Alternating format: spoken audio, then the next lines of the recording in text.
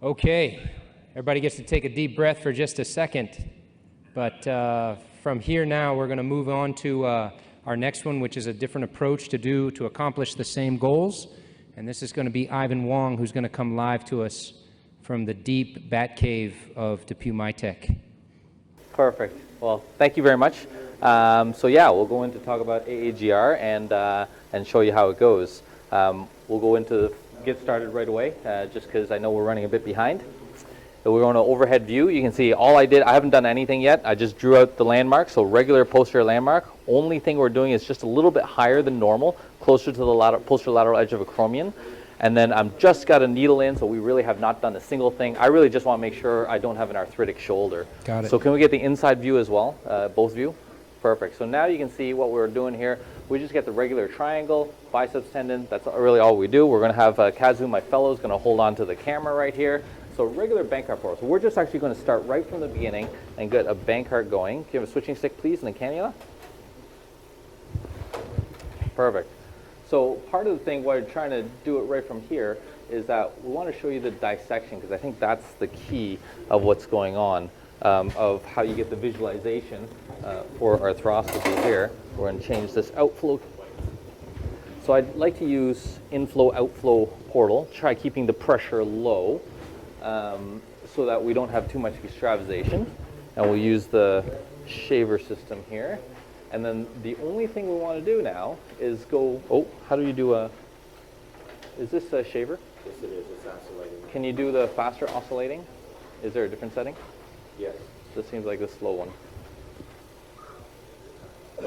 Oh, turn off. Okay, good. Okay. So we're going to try oscillate. So the only thing we're going to do first is open up the rotator interval. Now get a curve to the left loaded up and a free stitch. So opening up the rotator interval, the orientation is going to keep the glenoid level. We'll come in here a bit, and we're looking for CA ligament, which will come here right on the bottom. So you're starting to see the edge there, CA ligament. Can you see that? Yes, Stacey? see it great.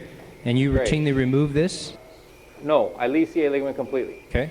So I'm just opening up rotator interval, and then the next thing we're going to look for is conjoint tendon. Can you see that right there? We see it perfectly. Okay, so that's all we do. Now, it actually is a little bit hard to see here, so we're just gently pull the head back, and then we can actually look up this way. Oh, sorry, keep the camera held still, please. And then you can actually see conjoint better because you get that retraction, and that gives us a much better view. So that's really all we need to do for dissection. That gives us a nice first view. Now we're going to get our second portal in, so a little spinal needle and a knife and then clear cannula. Can we go to the outside view so we see his second portal, please? Perfect. Okay. And this is a standard anterior superior portal? Standard anterior superior portal. Clear. And your first one would be a mid-glenoid portal, fair? Correct. Okay. Anterior inferior portal, so like whichever. So same thing, just different name. We're just going to go now to get our posterior. Just going to assess. Switching stick, please. We're just going to assess to see how good our portal positioning is.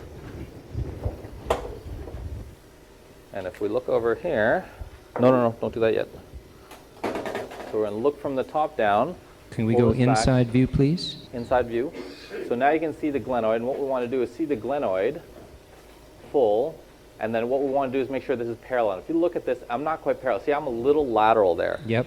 So I don't like where that is going, and I will change that. I'm just going to come out. I'm going to come a little bit more medial. Do you have a knife? I'm just going to make this a little bit more medial. Are you making a separate portal or extending the current portal? Well, I'm going to connect these two because you can't see my incision. However, normally I would have a 3D model to try and make this perfect right from the get-go, because I really find that if you can get this perfect, like parallel just like this, it makes the surgery much easier. Okay, let's get the cannula in.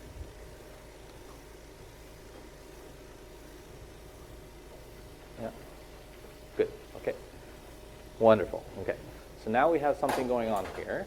Now we're going to continue opening up. So you have that spectrum curve. So we're going to get a tagging suture. So you can see this patient does not have any bone loss. We got to make bone loss for him. So if we look down, 12 o'clock's at the bottom. This shoulder is perfectly balanced. 3 o'clock, it's going to be somewhere on here. But because he has no bone loss, we're not going to try to shift too much. We're going to shift maybe from 2 o'clock. So maybe from this area. Grasper, please.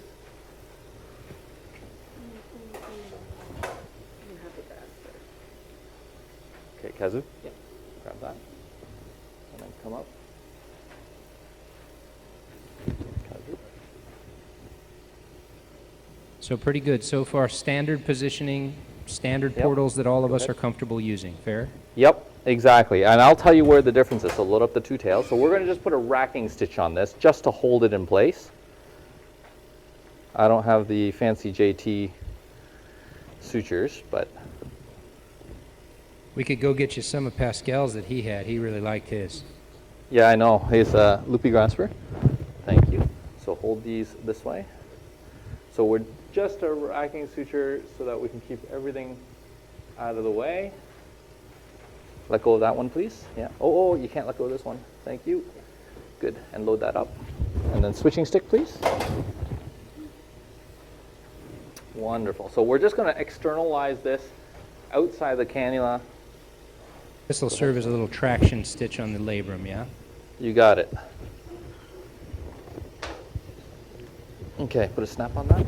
And this is the same step you would do if the patient had a bank cart kind of doing their thing. Yeah, so I've actually changed it so all my bank carts now do this same thing because I find it, yeah, good. Snap there, we'll use cautery. So now we're going to do an episiotomy of this labrum.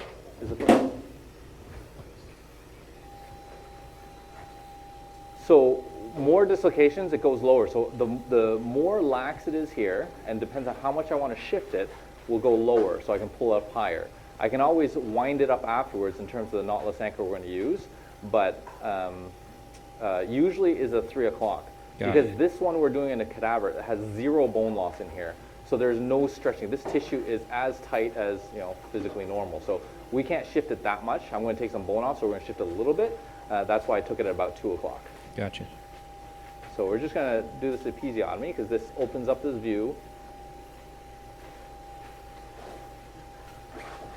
Just here. And my preference now is to do all this elevation with the cautery, just because I think we get better quality tissue. And I'm just going to clean this up just a little bit because this is just doing a little fuzziness in our view at the slap area. So it's just a little bit of a type 1 fray, nothing terrible. So we're going to look here. So when you pull, it's not that direction, it's this direction, right? So we can use that traction station. That will allow us to pull and give a little bit of tension because tension makes it easier for us to do this dissection.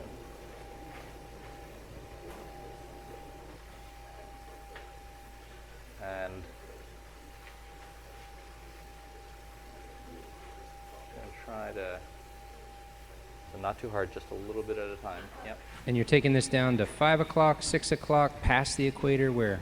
Yeah, we're going to go right to 6 o'clock. In fact, a little bit lower is even better.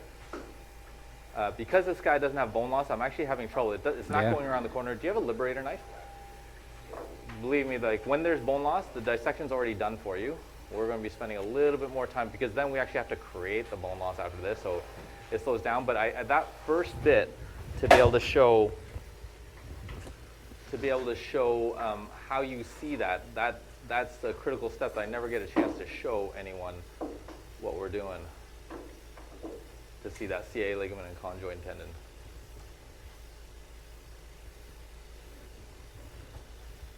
There we go. There you go. So, Connery. Oh, so your snap just fell off. That's okay. Just keep the angle if you can. So now we're going to keep dissecting down here, and there's subscap. You saw that with Pascal's. I clean off the same thing, all the tissue, so you can see right down to subscap muscle belly.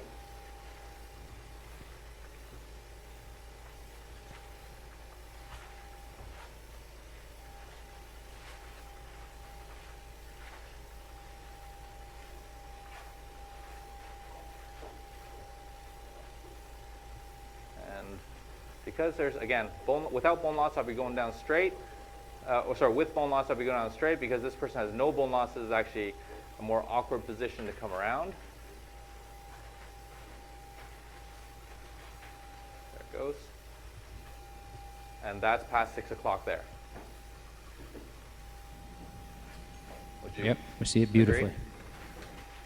So we're way past 6 o'clock now. muscle belly, all the way freed up. So now if we want to see where bone loss could happen, we'll make some bone loss, because this is what we're going to do to excise it. So we're going to make bone loss right down here, and let's make 15, 20%, something like that. Want me to do a burr? Burr, please, yeah. So does that look like a reasonable bone loss if we were to lose this? Yep, makes us nervous for sure. Okay, good. Nervous is good.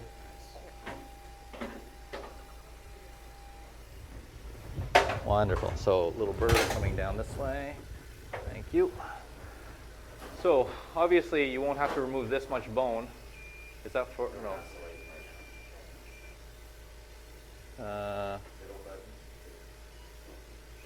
Thank you. A little more. Step forward.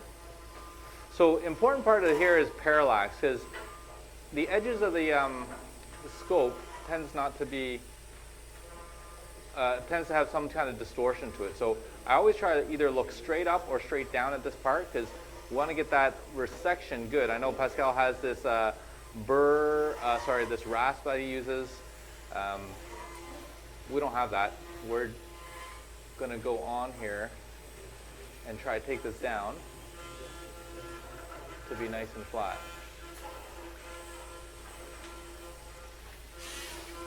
Rasp is right here, Doc. Sorry? And Ivan, just to be clear, you're using a 30-degree scope for this throughout the case, fair? Yeah, I don't change it. Just 30 degree. This is the best view I can get right from this angle.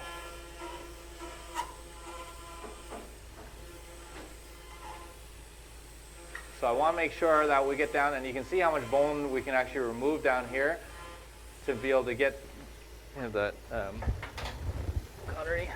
Thank you. Just want to take away all this fuzz so you can see it. Switch back to the shaver. No, burr one more time. I just want to make sure we clean up Yeah. all the bone. I think the lesion prep is often the most difficult part of the cadaver demonstration. Yeah, sorry about this. No, it looks great. I think this is actually one of the most instructive parts of the case, because as we watch, we can see what sort of through your eyes, what the defect is supposed to look like before we move on. So it's excellent. And Yeah, I mean, I'm sure the audience understands this, but it should not go lost on you that Ivan made exactly one portal. This is real time, and he started with no prep, essentially. That's ballsy, Okay. as they say in the business. Thanks. So switching stick large. So this is the trick. This is the big switching stick. We want to take away all the oh, this portal fell out. I want to take away all the scar tissue or adhesions from the subscap. So there's subscap. I'm going to push it down. So hold that down. Okay. Keep this over here, away from me. Keep the cannula in here. Good. So there's a little bit of adhesions right here. See how the subscap's not coming down? We take away all this so we have nice open room. Now there's no clock in this room that I can see, so I can't tell how long I'm taking. So we got 51 minutes left on our timer here. Perfect, thanks. If you don't mind just calling out every 10 minutes, then I just want to make sure. We have I can get 41 you- minutes left now. 31. 31. Oh my God, I'm just kidding. No, you got plenty of time. 51 minutes. Perfect. Okay, so that's all the tissue freed up on subscap, and you can see how that goes. So that will go nicely. Now we're going to internal rotate the arm. If you mind holding the arm in internal rotation gently. So that, now you can see subscap, I can reduce this way down here, and I got all that room, right? When you, in the lateral position, if this is it in a So, sleeve? How's the arm normally? Is it just on a wrist holder? Because that's pretty good internal rotation you're getting. So I usually use a tenant frame, a spider. It's just Okay. like this. It's just a little pole, and you can just internal rotate Got it. as much as you want. Got it. So right now, I'm not going to put any tension on it. You can see how much I can reduce. Because this is actually almost no traction on it, that's how it is. So pull the head back just a little bit. There's subscap. That you can see conjoin very easily right here. Can you Right? go, yeah, we do see it, but you keep referring to your assistant and saying pull the head back a little bit. Could we go to an outside view and you show us Outside view? that? Because I think So- it's pretty critical. Yeah, so put your hand on here. Yeah. So he's just essentially just pulling the head just gently back, like you would do any bank cart repair. Does that make sense with No everybody? Yeah, thank you. We have not done anything new yet. Back inside, yeah. Oh, sorry, this is the new part. So switching stick parallel to glenoid. There's subscap, superior to subscap. We're not going to touch subscap. There's conjoin, lateral to conjoin. Now this person's conjoin is very lateral, so this is actually one of the hardest ones we can do. So I'm going to push this down, and if you go to the outside view, you can now see my switching stick is aiming right towards the axilla, Yep. right? So I'm quite low here.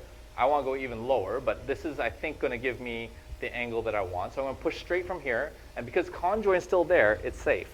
So help us understand, where are you, ideally, what's your aim point on the skin of the pec? So I'm aiming for kind of in the front here. So let go of this. So there's oh, sorry, I'm in the way. Can there's we turn on the axilla. outside camera for a minute? Yeah, perfect. Outside, sorry, top, over top above him? camera. This one? Yeah, Perfect, good. yeah. So there's axillary fold right Yeah. down here. There's my incision. Got it. So it's almost the same level layer, just a little bit higher. So it's kind of like the inferior border and slightly medial to your mini delto pec. Got it. And that's how it comes out. Half pipe? And just for the audience, because you're above the conjoin, you are 100% safe here. Correct. You If you guys- saw conjoin and subscap, you are safe. And as you guys, many of you may know, Ivan's published this in terms of the safety zone with this technique, and it's 100% safe. Even I can't screw it up. At least not this part. No, sorry. Okay, so we didn't get to quite see that little magical move there. Your head was in the way, but I think Oh, most I'm of us sorry. would like you to talk us through this, because you look like you just stuffed a big saber in the shoulder, and we want to make sure that we can do that. We'll do that one more time. I'm sorry, Yeah. I'm leaning forward so you can't see. So let me just go. This is a channel dilator. All this is a really, really big switching stick. And, okay, we got that. Can we go inside the shoulder for a second? Thank you. So if we you can look see in here, that. this kind of estimates what we're going to do. We're actually going to put the graft, because this is just long, straight, wide. I'm simulating where the graft's going to go, and I'm getting an idea how hard I have to push down on the conjoint to get it reduced Got where it. I want. So that's how I can reduce it. Got it. So your goal here is to make sure that you can be parallel to the glenoid with that inserter. Yeah. And now you can see here, this is the conjoint right underneath me. I'm just going to dissect, just push down as much as I can. And I'm going to slide this backwards as I come out. Hold the camera, please. To get to the right spot. Yep. And then the most important part of the whole thing Go to is the outside, dissection. please. Is the dissection with a finger. I'm just following the finger in. I can feel conjoined. You can actually go inside, outside view, please. Yeah, so there's my finger. That's conjoined. I slide this finger all the way down here, and I got lots of room to put this graft in. That's one of the most satisfying things I've seen all week, Ivan. Thank you very much for me personally. Yeah, so hold the camera. Knife. I didn't cut a big enough hole in the skin. The graft's not going to fit. So I may have made a slightly bigger graft. Figured I want to make this as tough as I can, so if you see me struggle, actually it's probably good for you to see me struggle, as usual. Oh, here. Sorry, I forgot to show you the graft. My bad. Can we come back over here to look at the graft? And yeah, thank you. We'll just look down. So outside view. So this is just to give you an idea. This is our glenoid right here. You're looking upside down, I know, but hopefully you see that. Is it This possible the to turn down the brightness just a little bit? Can you I'm turn sorry. off the light on here? Yeah, perfect. Is that better? Yeah, excellent. Okay. So this is the glenoid that we have right now. This is the bone loss that we just created. And this is the bone graft I made in the graft, so that's what we're going to put it in. All comes from a distal tibia like this. Yep. Cut 2 centimeters by 1 centimeter by 1.5 centimeters. It's almost always the same, with the trapezoidal cut like you see here, so that the medial aspect, which is the distal piece down here, will be in contact with the glenoid all the way through. So you aim to have the base a little wider than the articular surface. You got it. And the nice part of something like this is it doesn't matter whichever tibia, if this was for the other side, right? Because right now, this is the same thing. This tibia, we have them all on the shelf if you like them. You can cut this part for this side, left side shoulder. If it was a right side shoulder, we turn this around, same tibia. So you don't have to have a side specific tibia to get your graft. Let me ask you, is it ever too concave? I've found that a few times with these, that the graft itself is so concave that it doesn't match my native glenoid very well. Do you find that an issue? You got it. It occasionally, but then you can actually, usually concave will happen on one side, and I can grab a different portion of it, Got it. to be able to do it. So, Yep. so you can guide exactly where you want to go. And then are you making a predetermination on the length of your graft, like the dimension of the length of it from top to bottom? Yeah, so almost all glenoids, the maximum length is like 4, minimum is around 3. And so to get 2 screws in like this, you have to have at least 2 centimeters. So I just make a 2 centimeter graft. You make a 2 centimeter graft. Yep. Okay, so why don't we come over here? We're going to get ready to put it in already. So come back over here, large switching stick, please. Great. So, Other way, sorry. no, that's okay. We'll come in. What we want to do is grab subscap, which is right here, and keep it out of the way. So keep pushing that up. Next thing we're going to do is use my finger, make sure I can get in here. So hold the camera for me. Half pipe, can you come on this side for me? So I'm going to put my half pipe in, just following that. We'll put the other half pipe right in here. So I get both sides opened up. We're going to toe in with that. And then, can you see me on the outside view? We can. Can we go to the outside view, please, real quick? Yeah, here we go. Oh, perfect. outside. Yeah, there we go. So what we're going to do is now slide it in and follow that trajectory. Now go to the inside view, please. Go back to the inside view, please. There we go. Now you can see, can you see the cancellous bone on top of the conjoint? We sure can. So if you see that, what we're going to do is I'm going to slide the half pipe away, slide the other half pipe away, and now it'll fall inside the shoulder, like so. Gotcha. That was a, now we're going to, hold the camera. We're going to take this away, switching stick away, keep the camera in the joint. There you go. So now we just manipulate it to wherever we want it to go. Could you slow down, man? Because we still got 40 minutes, and I have no idea what we're going to fill the time with, because you're done already, for goodness sakes. That's crazy. Yeah, so this is where we want to go. And then K-wires, long K-wires. So no, please keep the view. That's the view I want. That's the position I want. Drill, please. This is the problem, you know, as you guys all know, you watch Pascal and you go, oh, I'm going to do it that way. Are you kidding me? There's nothing Ivan's going to show me. And then in 15 minutes, you're like, well, shit, I think I'm going to do it that way. It's terrible. That is, that's beautiful. That's absolutely flush and a little scary how fast you did that, Ivan. It's, yeah, it's, so I don't know how to do anything hard. I leave all the hard stuff to you. No. And then So, I just do, you know. just a little simple confused stuff. though. Could we come outside? We see that the flat graph is perfect. So you've got this special adapter, right? So a company-specific adapter that we're doing here, Yeah. and that, So and outside.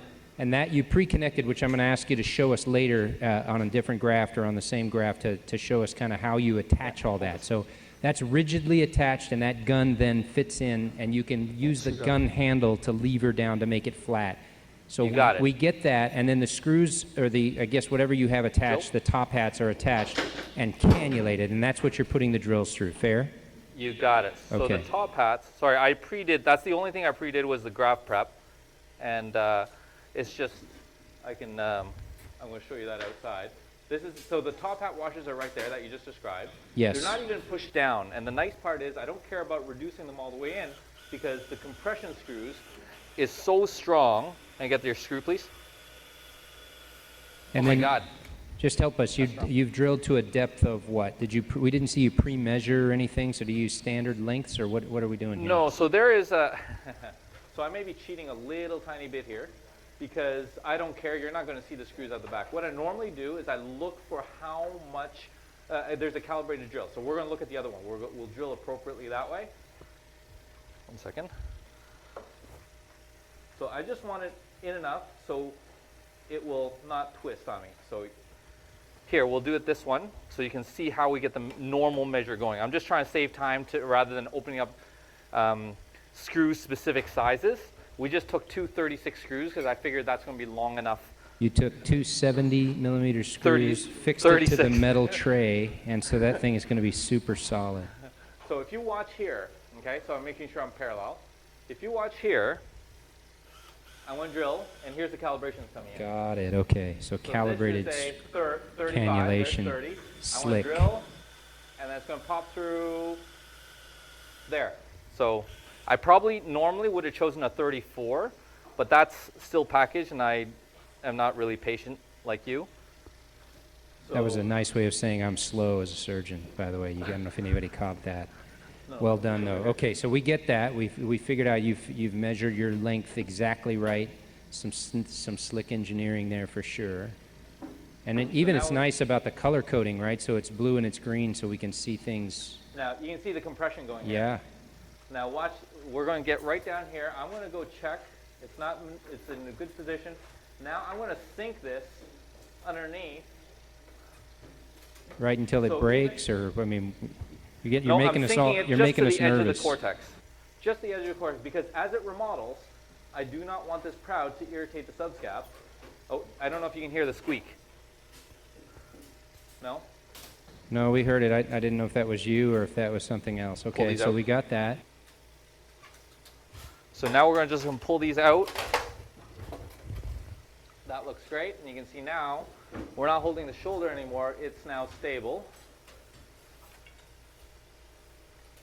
And then the suture that we grabbed at 3 o'clock, we pull on this, so pull the head back just a little bit back.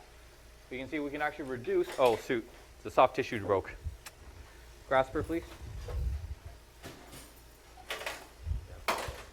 So the soft tissue, our traction stitch just broke off, unfortunately. But we would grab that tissue and reduce it right back up like this for a Bankart repair on top. Now, you and I have talked about this a few times, but for the benefit of the audience, if you've got 25, 30% bone loss, I mean, you can replace any amount of bone loss that you want. If you've got 25 or 30%, do you worry that you're going to over-tension this soft tissue if you take it over the top of that graft? Absolutely not. So if you weren't going to do a bone graft on this person, where would you put your anchors for a Bankart repair? Well, I'd do them on the edge of the glenoid, like you're Right. suggesting, but then it would fail. So that's my concern. So now you're going to do it on the edge of the glenoid, but now you have bone reinforcing this, and it won't fail, and you're not over-tensioning this. You've never thought about putting it at the edge of your graft and reattaching So it there? I have very much thought about that. Drilling through an allograft is already crummy bone. Yeah. So chance for it to hold, because you got to remember, then the creeping substitution has to happen from here, Yep. come across, and hopefully the anchor hasn't pulled out yet. So really, That's a fair I just point. want something to heal. Yep, makes sense. Okay. I think you win that argument.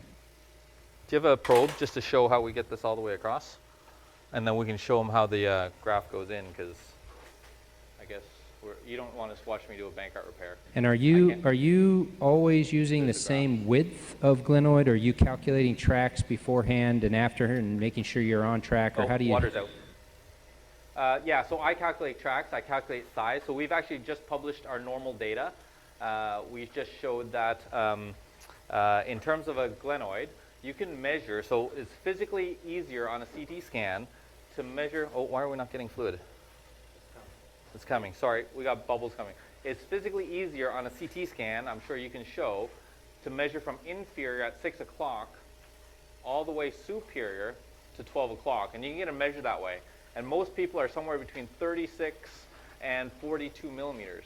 And then we did a calculation to get to predict anterior to posterior sizing. And what we found was 0.8 is almost exactly right. So I try to get it exactly, I try to make the graft construct afterwards exactly 0.8 of the inferior to superior dimension. Okay. So that's a little different than the 2/3 of a circle inferiorly, yeah? Yeah, I know. So I actually went back to look at where that data for 2/3 inferiorly go, and I should actually ask you, since you know every data off the top of your head. I couldn't find a good paper describing that from a cadaveric study, and so when we went through our 50 cases, we got our 0.8 was our number. Yeah. I got curious about that a few years ago too. It's from Itoi and Yamamoto's work, but when you look at their original paper, their perfect circle isn't exactly a circle. So I called Edgy about it, and so we discussed it a little bit, but it certainly worked for us pretty well. But 0.8 of the superior to inferior diameter, which shouldn't vary in patients with bone loss. So that's a pretty good, I think that's a pretty good shot. So then you take that 0.8 and then you restore that as your diameter and make your graft big enough to make that. And are you going for 100%, or are you going to try to go for a little bit more, knowing that there's going to be a little resorption? You got to aim for about 102, 103%. 103%, like your MCAT score. Okay, so Yeah, that's absolutely beautiful and flush. And then you use this is a fresh frozen graft. This is a frozen graft. Don't know how fresh they are. I'm sure they've been in our freezer for a long time. This, however, is provided to us from Parametric. Okay. And I'll tell you, the graft is pretty cool. It is so clean and so cut. It's been fantastic. Have you, if you revise a ladder J from elsewhere, how do you handle that? Yeah, so a ladder J, you would imagine the two screws would be here. Oh, sorry, I didn't get a chance to show you. If you look down here, look at the medial aspect. It's fully touching too, right? So that trapezoidal shape allows it to fully touch all the way in the very most medial aspect of that glenoid. Now, well, while we're on that, before we go on, so you know, you kind of blew everybody's mind at this year's ANA meeting when you presented your data on screws versus soft tissue fixation, right? So today we've seen an excellent demonstration of a soft tissue fixation method. Many of us have jumped to the soft tissue fixation method until you scared the hell out of us a few months ago. So maybe you could just tell our audience a little bit about what you found. Thanks. So obviously I've been doing this for a long time. This is about 9 years of data we have with screws, this exact technique of how we go distal tibial frozen graft. Before, when I was first starting doing it, I didn't know how big, we didn't have our normal numbers, we didn't have anything. We're really just learning. We just knew, I was doing this on all the failed Bankarts and whatnot with significant bone loss. And we knew about glenoid track, so what we wanted to do was make big glenoids. So we made this, I probably made it I made a whole bunch of 15 millimeter grafts. So they would be coming way out here. I have a couple that actually show 20 millimeter grafts. I remember Proventure looked at some of my CTs and said, how the heck did you get that in there? And that is bigger anterior to posterior than superior inferior. So I made some really bad mistakes there as I was learning. Do you think you can make it too big? Yes, because what happens is it remodels. So it goes back to normal size, but these screws that we have here stay out here. So you can just imagine the screw would actually be through subscap. And that irritates them. Doesn't feel unstable, but it irritates them because this is not tendon. You gotta remember, right here, if you look here, this is all muscle fiber. Yep. So as it moves, it's just muscle fiber just getting caught over and over and over again. So I've gone in, removed them, saw what the bone block was, and so now I made it smaller. Because I removed the screws, when Pascal came out with his button, I was like, and he showed that it heals great. I was like, this is fantastic. We can teach people how to use buttons and be, faster, not have to remove them. That's a great technique. So we started doing that, I think, in 2017. I can't remember, 2017 maybe. When we had a series of them going, we were really happy with them. And then I realized that I can actually teach that even more. You don't need a Halifax portal. You don't need conjoint. You don't need anything. Same portals. Yep. And really thrilled. And then, first year we published our data on position. It looks fantastic. And then 2 years comes around. We're getting ready to put our 2-year outcomes out. And then about 2.5 years, when a few more came through, the first dislocation came through my door, and I'm like, oh my God. Okay, maybe it's just one. Maybe it's just my first couple. And then 3 more came in the following month, and then 3 more came in the following month, and then I knew there was a problem. And I revised them all to this, and they're all doing great. It's a definite different fixation, and on a distal tibial allograft does not behave the same way as a screw fixation. So just for the audience, so this is a technique that's done by a surgeon who can make it look this good, doing exactly the same technique, with the only difference being screws versus buttons. And he found Correct. a higher failure rate in the buttons, which should give us all a bit of pause before we all jump on bandwagons. And I may be guilty of this because I do a soft tissue construct fixation. So I think this really gives us pause. When you say they failed, they were recurrently unstable. When you went in on them, was it that the implant was broken and the graft was distorted, or did it remodel funny and you just got back to normal bone loss, or what did you see when you went in and revised those? Yeah, so if this was the button graft, it would actually fix the end result of all the videos we got looks exactly like this.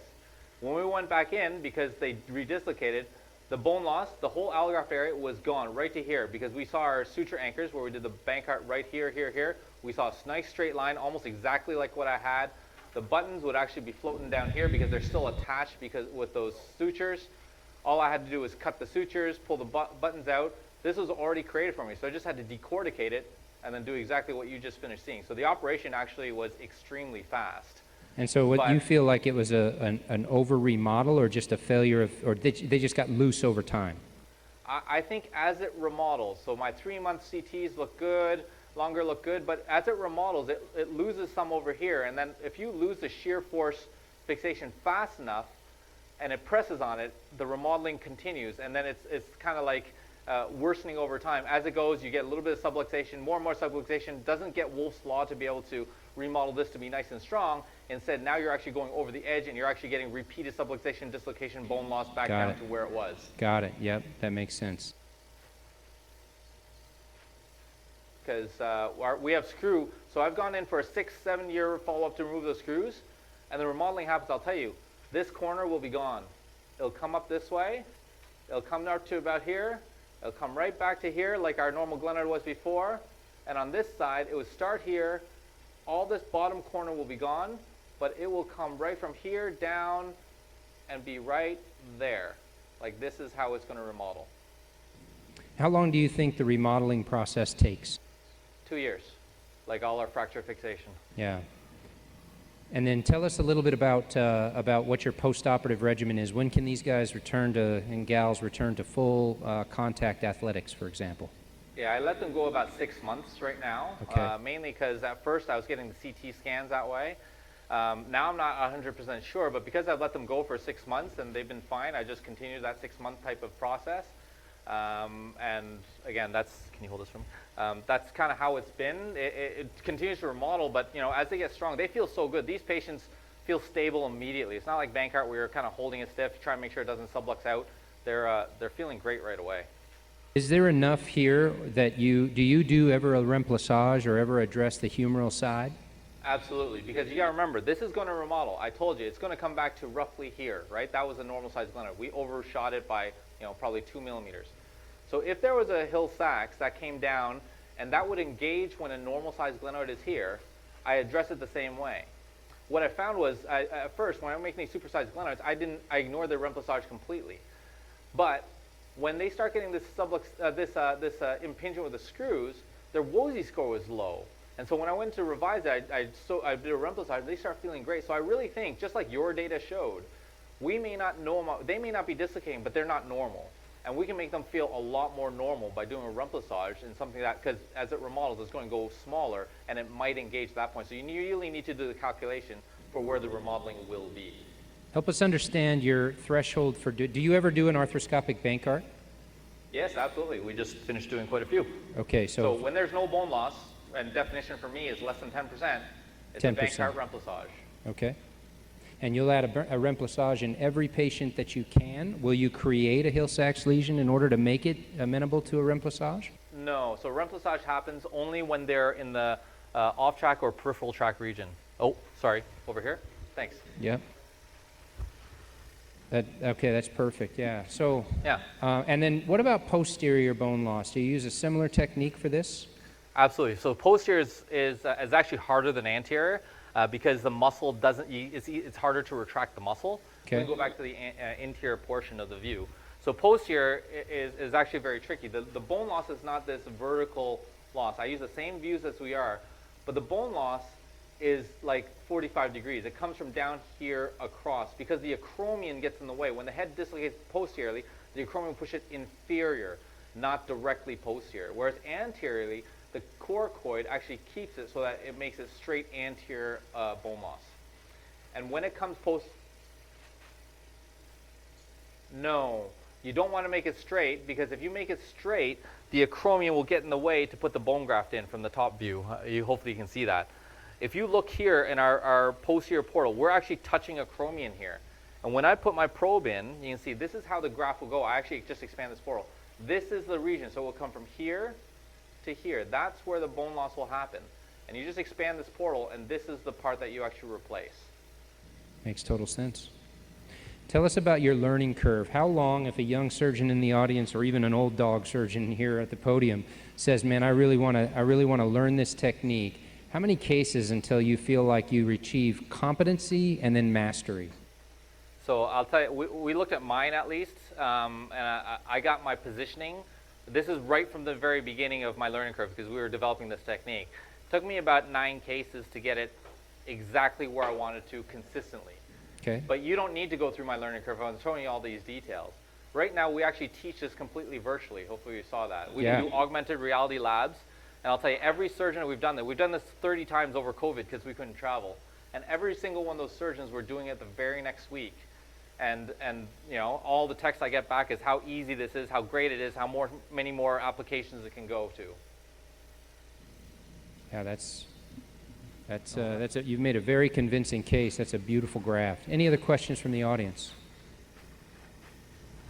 Yes, sir. Is there any tip or trick to do that without that kind of science system, just with cannularis conventional screw or something like that? Because we don't have it in my country, so I don't know if there's any tip or trick. So the question is if you're from out of town and you don't have this particular setup, have you tried this with just the knives and forks that we normally get in our ORs? Yes, and it doesn't work. Can't work. This, this cannula, to hold the block exactly where you want, is what makes the difference, right? Like, I've not designed anything. This is just using whatever we have available. I use some hip stuff to help get it in. But this is what makes everything work, because you can put this inside the shoulder as deep as you want. I'll tell you, all the people now send me the big football players, the obese, super obese. We've done a BMI of 70 just last week. And it goes right to the hilt, and sometimes I make a bigger portal so it can actually go deeper than this with that soft tissue. And you can't control the bone block or the screws without a guide like this. So I've tried it before, and it flips around, flops around. You can't get a good view. You cannot get a view that looks perfectly parallel like this. So this is the reason why it's possible now. That makes sense. Does that make sense? Yeah. And that instrument is disposable, or is it reusable? Yeah, so this one's disposable. It comes both two parts, right? Disposable guide to put it in. The rest of the things, these are just the screws to hold it in place, hold the graft in place. This is reusable. Yeah. So this all comes together in one kit. All the sutures, the wires to pass it, they all come together. So when I have it in my hospital, they actually have my regular Bankart soft tissue repair stuff. They have one extra tray for all this bone block procedure. So I actually decide on the fly. It's a complete Bankart repair. Sometimes I see bone loss come above. Oh, it comes just like this. Comes together in a handle just like that with the wires. And just on the fly, if I get in there, I see bone loss, I wasn't expecting it because in Canada it takes a long time between imaging and surgery. I just say, okay, we're doing a ladder J. They're consented for both. We're doing a bone block. They send down for the tray, bring it up. We'll get the distal tibia from the fridge, and it adds another 15 minutes.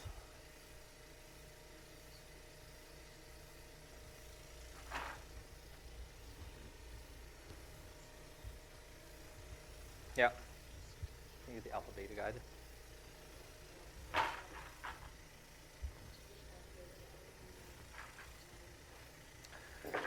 Absolutely. So this is the guide, the alpha beta guide. I don't know if you can see the symbols on here, but that's alpha, that's beta. Oh, sorry. Here's the alpha beta guide. So this is, again, designed completely for ladder J. You're completely right, because it fits down and fits the ladder J perfectly. We don't have anything designed for us, but we use the same principle. So in the distal tibia here, we put it against the side. So hopefully you can see here. And when I put it against the side, I want it 90 degrees to the edge of the bone. So actually, it doesn't sit like this. It sits off the edge. So the beta actually sits off because I want it 90 degrees so I can manipulate it properly. So we change things a little bit, but we make use of all the tools instead of remaking new tools. Did that answer your question, sir? Do you ever find that it just doesn't fit the ladder J very well, right? So sometimes the ladder J is a little bit more rounded, and this guide does force you to put the pins exactly where the guide tells you to put it. So for a ladder J, not a distal tibia, but a ladder J, do you ever find that you're off medial or too thin laterally, I think is the question. Yeah, so in terms of a ladder J, I don't know if you can see the nuances. This is a newer guide, so the original alpha beta guide was a complete flat level. This one actually is beveled a bit with a couple little forks in the middle. This one fits much, much better. So I think they've addressed that with their second revision. But I mean, the guide is fantastic. Can you just turn it on an end? You can see there's a little nose there that gives you an exact measurement from the edge. So it does give you a nice measurement of, I think it's 7 millimeters, isn't it, Ivan? Yeah, 7 millimeters. Yeah, so 7 I got millimeters right Bashai. from the edge. He's the expert at ladder J. He's feeding me all the answers. I only know how to put the distal tibia in. So I haven't done a whole bunch of arthroscopic ladder days recently because this has been working. Yeah, no doubt, no doubt. Tell us the hardest part of this case, like the one part of the case that you think was the thing that you went, aha, that's what I've got to overcome. Yeah, so the hardest part, hopefully, was getting the graft in. Yeah, getting the soft it tissue, delivered. getting it to deliver. And the trick to all this is these half pipes, is our hip set. When we get both of these, you put this inside the shoulder. So actually, can you face down here? This is our glenoid. So I try to make this clear. Here's subscap. Oh, here's subscap that comes down. Conjoin is going to come right here. And the toughest part, first thing you saw, was how do you get it through here? And the biggest trick I learned was if you depress subscap by internal rotating the arm and with switching stick like that. And the next part we wanted to do was get the two half pipes in, lateral to conjoin. As long as you saw that, you pull these sideways by using your channel dilator, of course, that I'm using as a guide to open this up even further, right? So here's our channel dilator. This really helps to open up that space and get me a good idea of where it fits and how I have to angle both anterior, posterior, medial, lateral to be able to get it exactly in the right spot. Then the only thing after that was to replicate that with this guide. And by holding these apart, getting it right to conjoin tendon, because this is the area that's tight. You just want to get it right on the edge of conjoin tendon. If you try to push in, it's just going to take you more time and struggle. This is where you remove everything, and that drops in and becomes easy. So it's the conjoin that'll block you, not the capsule. Correct. It's the conjoin. Everyone thinks the subscap's the difficult part. I was trying to show you by internal rotating, you can. I've missed the inferior aspect of the glenoid before because we've gone so low. It is rare to have a surgeon who can be an innovator and somewhat of a genius, and also to be a gifted educator. And Ivan combines all that into one. He's as good an educator as we have as a surgeon out there. I think that's obvious to everybody. Ivan, it's just brilliant to watch you, man. You made that look so slick and easy. Thank you so much for continuing to teach us about this and continuing to challenge the norm. Hey, thanks, JT. Just following your lead. No, not at all. Not at all. Guys, thank you all very much for being here. Ivan, great job.